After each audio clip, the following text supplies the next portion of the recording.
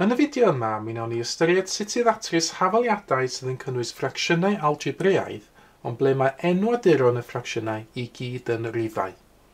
Felly, gadewch i ni ystyried sut i ddatrys yr hafaliad yma. 4x adio 1 dros 9, tynnu x dros 3, yn afel i 2x tynnu 5 dros 6.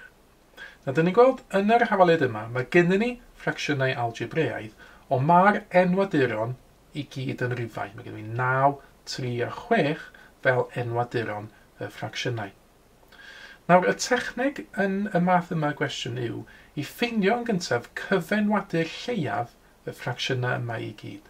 Hynny ydy, beth yw'r rhif lleiaf sydd yn lluosrif neu yn habl 9, 3 a 6.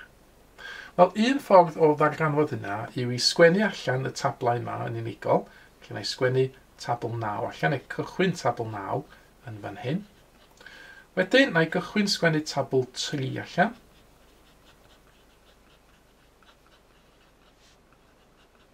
Ac yna tabl 6. A dyn ni'n chwilio yn fan hyn i ffeindio'r cyfenwadur lleiaf am y rhif lleiaf sydd yn ymddangos yn yr rhestrau i gyd. A dwi'n meddwl fi yn gweld rhif sydd yn ymddangos yn yr rhestrau i gyd, sef 18. A does yna ddim rhif llai nag 18 sydd yn ymddangos yn y tri rhestr, ac felly y cyfenwadur lleiaf ar gyfer y cwestiwn yma yw y rhif 18. Nawr, unwaith wedi ffeindio'r cyfenwadur lleiaf, y techneg wedyn yw i luosi pob un term yn yr hafaliad hefo y cyfenwadur lleiaf, hefo 18. Felly, dwi am luosi y ffracsiwn gyntaf, hefo 18. Dwi wedyn am dynnu ffwrdd beth dwi'n gael drwy luosi'r ail ffracsiwn, hefo 18. Mae hwnna'n hafel i 18 gwaith y trydydd ffracsiwn. Ac felly y cam dwi wedi gwneud efo yna yn y sylwebaeth ar ochr efo'n hyn, ydy lluosi'r hafaliad ochr chwith ac ochr dde efo'r cyfenwadur lleiaf efo'r 18. Na, mae hynna yn helpu ni oherwydd mae yna symiau rhannu dwi'n gallu weld yn fan hyn yn awr. Mae 18 rhannu fy 9 yn 2, felly mae hwn gywir yn 2 waith 4x adio 1.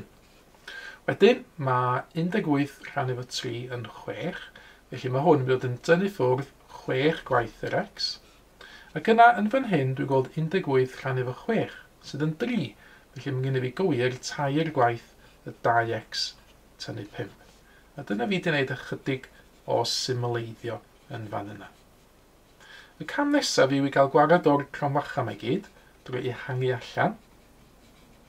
Felly lluosi allan y cromfachau 2 lluosi 4x yn 8x, 2 lluosi 1 yn 2, minus 6 lluosi x yn minus 6x, ac ar y ochr dde 3 lluosi 2x yn 6x, 3 lluosi minus 5 yn minus 15.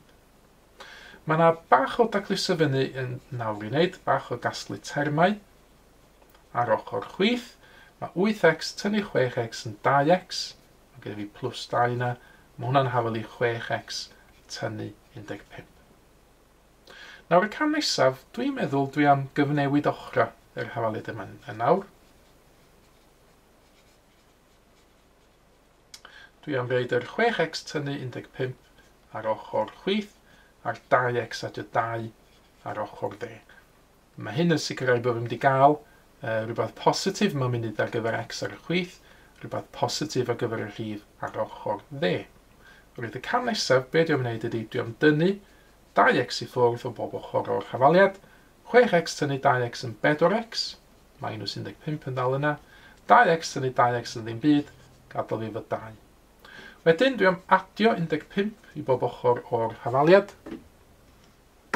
Adio 15 yr ochr chwith, mae'r minus 15 yn ddiflannu. Adio 15 yr ochr dde, mae 2 yn straeon yn 17. A wedyn, i ddatrys yr hafaliad yma, dwi am rannu bob ochr o'r hafaliad efo 4. Mae hynna'n deithio fi fod x yn hafel i y ffracsiwn 17 dros 4.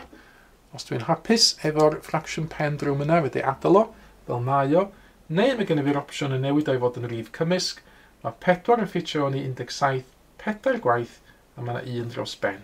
Felly 4 a chwatar neu os liciwch chi weld fel degolyn, 4.25 ydy'r ateb i'r cwestiwn yma. Cyfle nawr iddo chi roi cynnig ar y math yma gwestiwn. Mae yna 2 hafaliad i chi geisio i ddatrys ar y sgrin yn awr.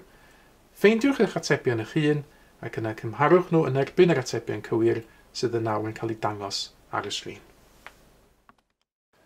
Mae mwy o fideos adolygu ar gael ar ein sianel YouTube Adolygu Mathemateg.